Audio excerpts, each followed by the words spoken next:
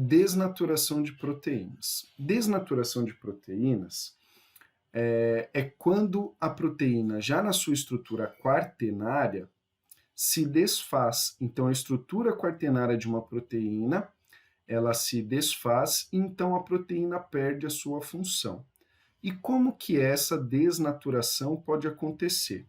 Quando a proteína sofre um aumento na temperatura, então, por exemplo, quando você cozinha um ovo, na variação de pH, ou seja, quando você coloca em um meio muito ácido, ou em concentração ou em alta concentração de substâncias polares.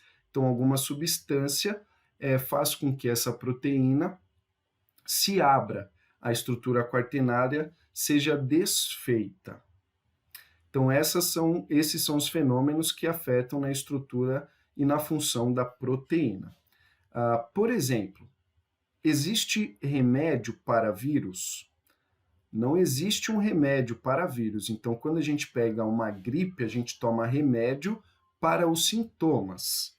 Então, para o COVID, não tem remédio para tratamento. O organismo precisa combater este vírus por si só, através do seu sistema imunológico, na produção de anticorpos.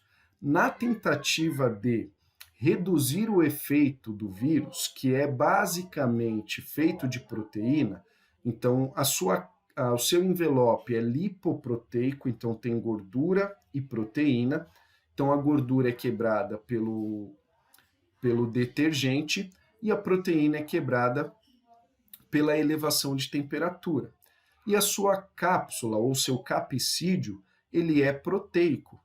E aí o organismo eleva a temperatura na tentativa de desnaturar essa proteína. Então, a febre, ela é uma tentativa de desnaturar a proteína do vírus, fazendo com que ele cause menos danos às nossas células.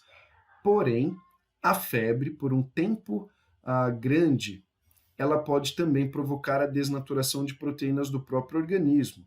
E isso tem um efeito negativo. É por isso que controlamos a febre do ser humano.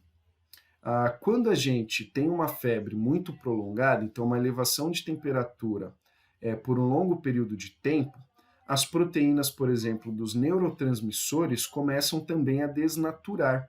E aí uma pessoa pode ter o que se chama de convulsão febril.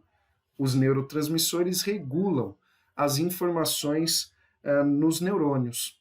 E aí, quando esses neurotransmissores sofrem a desnaturação, eles param de regular essa transmissão elétrica entre os neurônios, e essa transmissão elétrica ocorre de maneira desregulada e a pessoa pode ter uma convulsão febril. Então, nós vemos. Repitam comigo aí, EMA, por 10 vezes. EMA. Como se chama a clara do ovo, jovem? Pois é.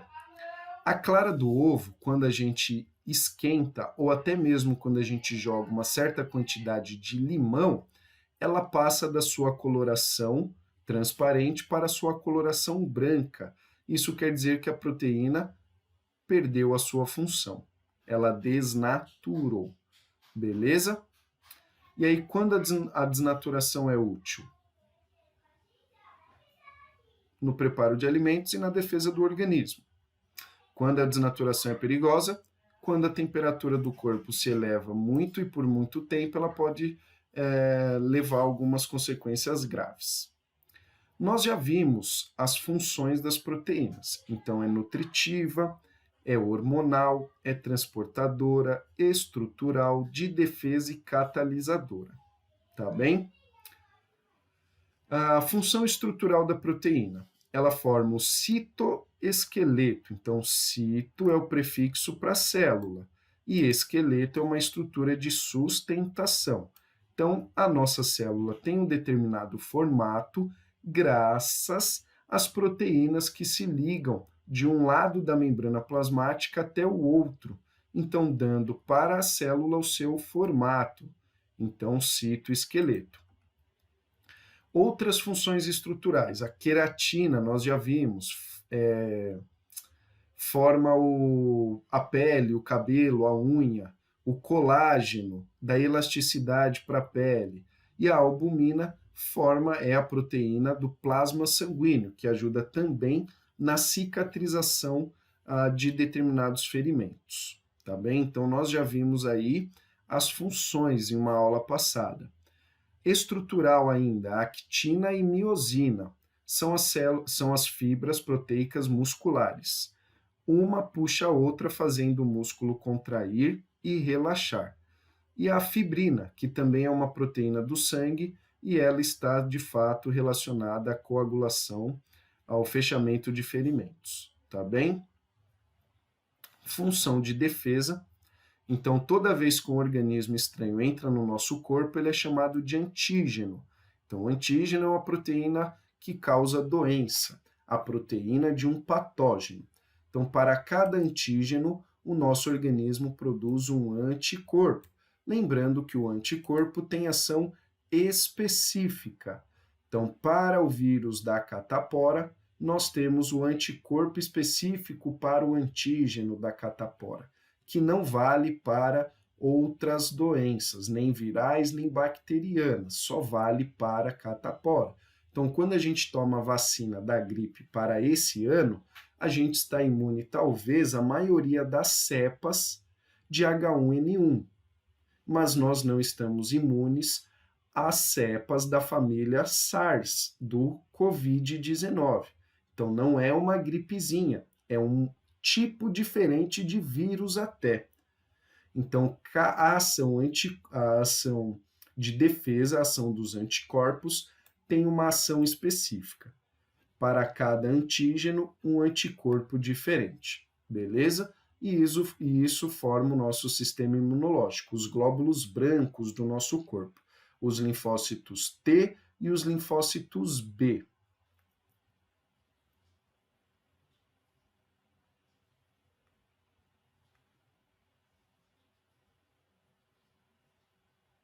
E aqui nós temos um aprofundamento no assunto. As imunoglobulinas.